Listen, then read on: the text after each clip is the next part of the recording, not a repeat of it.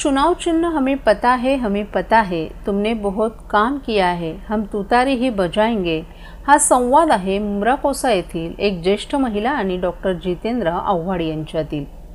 महाविकास आघाडीचे अधिकृत उमेदवार डॉक्टर जितेंद्र आव्हाड यांनी आपल्या प्रचारार्थ शंकर मंदिर, दरगाह, अचानक नगर, Savarkar Nagar, pipe compound, Pintya compound, शमन अपार्टमेंट, दारुल फलाह आदी परिसरात पदयात्रा काढली होती। माजी विरोधी पक्षनेते शानू पठाण, राष्ट्रवादी विद्यार्थी काँग्रेसचे शरद पवार पक्षाच्या राष्ट्रीय कार्याध्यक्षा मर्जिया पठाण, शाकीर शेख, साकीब दाते आदी या रॅलीत सहभागी झाले होते। या रॅलीला नागरिकांकडून प्रचंड प्रतिसाद मिळाला। ही पदयात्रा ज्या गल्लीत ज्या भागात जात होती त्या भागात नागरिकांकडून डॉक्टर आव्हाड यांचं जोरदार स्वागत केलं जात होतं।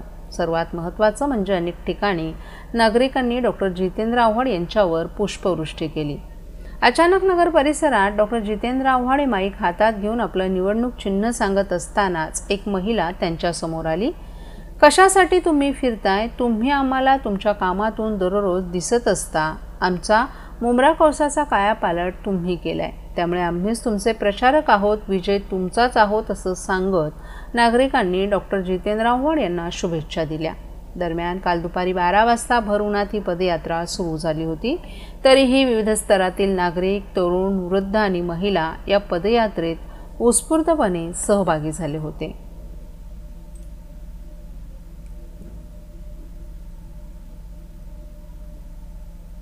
ओळा माजोड्याचे महायुतीचे उमेदवार प्रताप सरनाईक यांच्या प्रचार रॅलीत आगरी कोळी बांधवांनी त्यांच्या पारंपरिक वेशभूषेत सहभागी होऊन प्रचाराचा उत्साह द्विगुणित केला।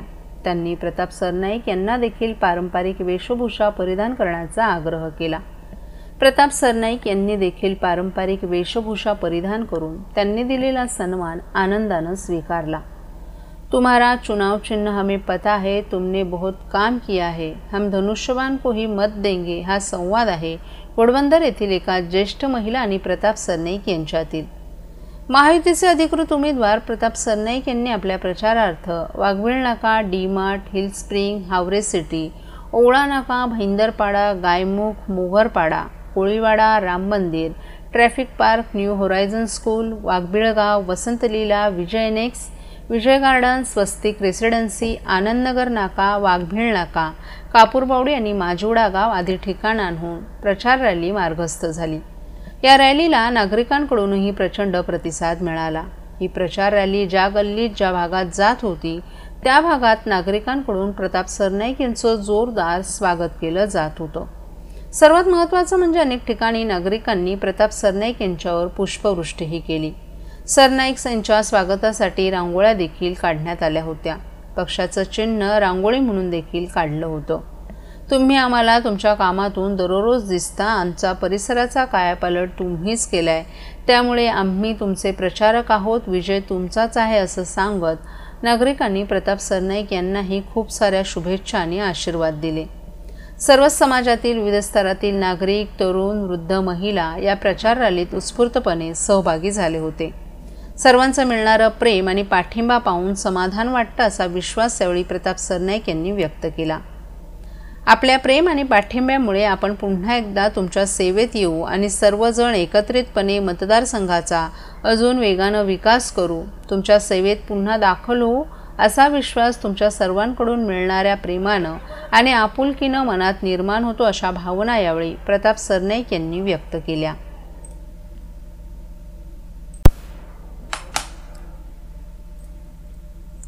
भारतीय जनता पार्टी, शिवसेना, राष्ट्रवादी काँग्रेस आणि मित्रपक्ष महायुतीचे उमेदवार संजय केळकर यांची काल सकाळी जोरदार प्रचार रॅली काढण्यात आली होती। या रॅलीचा श्री गणेशा रायगड गल्ली परिसरातील गणेश मंदिरातील बाप्पाच्या दर्शनानं करण्यात आला।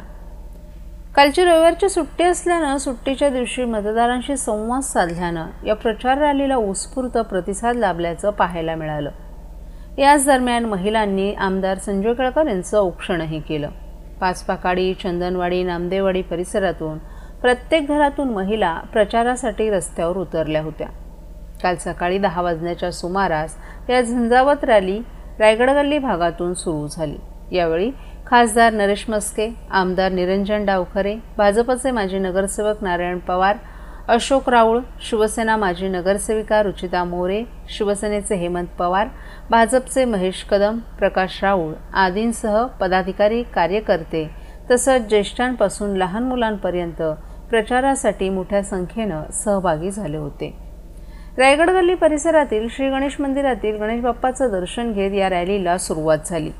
शिवांजली सोसायटी, लक्ष्मीनारायण सोसायटी समोरून Saraswati English Medium School Chowk, Hilltop, Thane Darshan Society, Tekdi Bangla, Open House Chowk, Pachpakhadi, General Arunkumar Vaidya पुतळा, सतरंज वेफर्स चौक, उत्सव हॉटेलवरून डावीकडे Anand Sawali Society, Pachpakhadi, Khale Compound, Nitin Company Chowk करून नामदेववाडीतील गावदेवी मंदिरात जाऊन या गावदेवी मातेचं दर्शन घेतलं. तेथील गावदेवी सोसायटी मार्गे विसावा कट्टा चौक, ठाण्याचा राजा गोविंदा पथक कार्यालय चौकवरून डावीकडे श्रीजी कॉम्प्लेक्सवरून नितीन जंक्शनला यू-टर्न मारून प्रेस्टिज पार्क येथून साईबाबा मंदिर दर्शन करून मिलन छाया सोसायटीकडून डाव्या बाजूनं तुळजाभवानी मंदिरात जाऊन देवीचं दर्शन घेतलं. तसंच त्यानंतर पुढे चंद्रवन सोसायटी, संतोषवाडी, हनुमान मंदिरातून दर्शन घेत गणेशकृपा सोसायटीकडून गणेशवाडी, सोमय्या चाळ मार्गे पुढे रूपादेवी मंदिरात जाऊन देवीचं दर्शन घेतलं.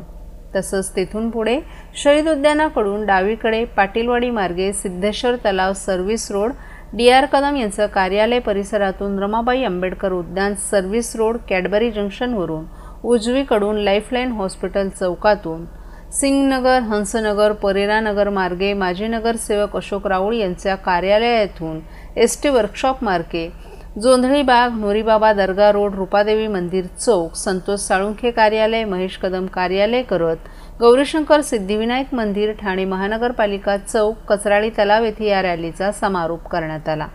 या रॅलीत ठिकठिकाणी केळकर यांचं जोरदार स्वागत करण्यात आलं. याच दरम्यान स्लममधल्या महिलांनी प्रत्येक घरात जाऊन आम्ही प्रचार करणारे असं केळकरांना विश्वास दिला. प्रत्येक सोसायटी आणि मंडळांकडून केळकरांनी ओवाळणी केली असून प्रत्येक सोसायट्यांकडून केळकरांना मतदान करण्याचं आश्वासित केलं. एकूणच केळकर यांच्या प्रचाराचा झंझावात दिवसेंदिवस वाढतच असल्याचं चित्र आहे.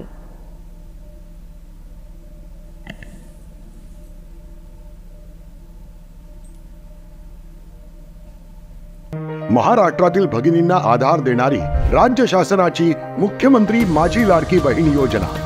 या योजनेअंतर्गत अल्प उत्पन्न गटातील 21 ते 65 वयोगटाच्या भगिनींना मिळणार दरमहा 1500 रुपयाची मदत. अर्ज करण्यासाठी 31 ऑगस्ट 2024 पर्यंत मुदतवाढ. कुटुंबाचं वार्षिक उत्पन्न 2.5 लाख रुपयांपेक्षा कमी असलेल्या महिला पात्र. कुटुंबाकडे पिवळं किंवा केशरी रेशन कार्ड असल्यास उत्पन्नाचा दाखला आवश्यक नाही. पांढरं रेशन कार्ड असेल किंवा रेशन कार्ड नसेल तर कुटुंबाचं वार्षिक उत्पन्न 2.5 लाखांपेक्षा कमी असल्याचा दाखला आवश्यक. योजनेसाठीचा ऑनलाईन अर्ज नारी शक्ती दूत ॲप वरून किंवा पोर्टलवर भरता येईल. ज्या भगिनींना ऑनलाईन अर्ज भरता येत नसेल त्यांच्यासाठी अंगणवाडी, ग्रामपंचायत, वॉर्ड ऑफिस, सेतू सुविधा केंद्रामध्ये किंवा आशाताई बचत गटाच्या CRP यांची मदत उपलब्ध. आता आपल्याला अभिमानानं म्हणता येईल, सुखी आणि सुरक्षित आहे माझी लाडकी बहीण.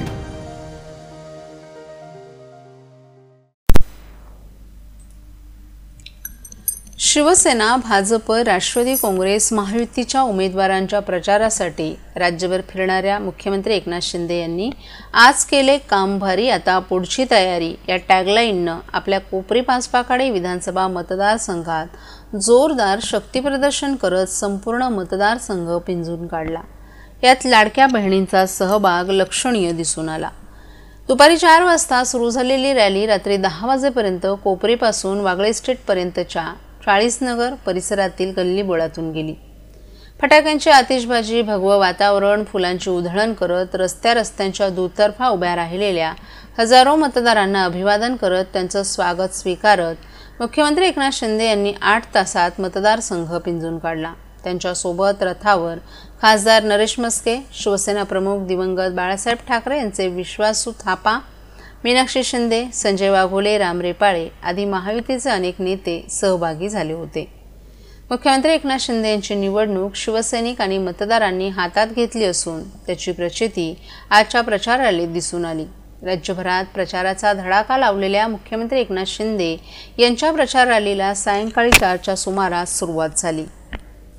जणांसाठी राब राबतो, जागल्या बनून जागतो, अनाथांचा नाथ, गरिबांची साथ, सगळ्यांच्या मुखात एकनाथ, लोकनाथ, एकनाथ अशा गाण्यांनी संपूर्ण यात्रेतील वातावरण शिवसेनामय बनलं होतं. बाळासाहेबांच्या विचारांची शिवसेना घेऊन आपल्याकडे आल्याचं सांगत मुख्यमंत्री एकनाथ शिंदे यांनी रामनगर ITI चौकापासून प्रचार रॅलीला सुरुवात केली आणि सांगता कोपरीतील गांधीनगर शाखा येथे करण्यात आली. रॅलीच्या शेवटच्या टप्प्यात मुख्यमंत्र्यांचा नातूही उपस्थित होता. तब्बल 40 नगर परिसरातून निघालेल्या या प्रचार रॅलीत माणसं जोडत गेली.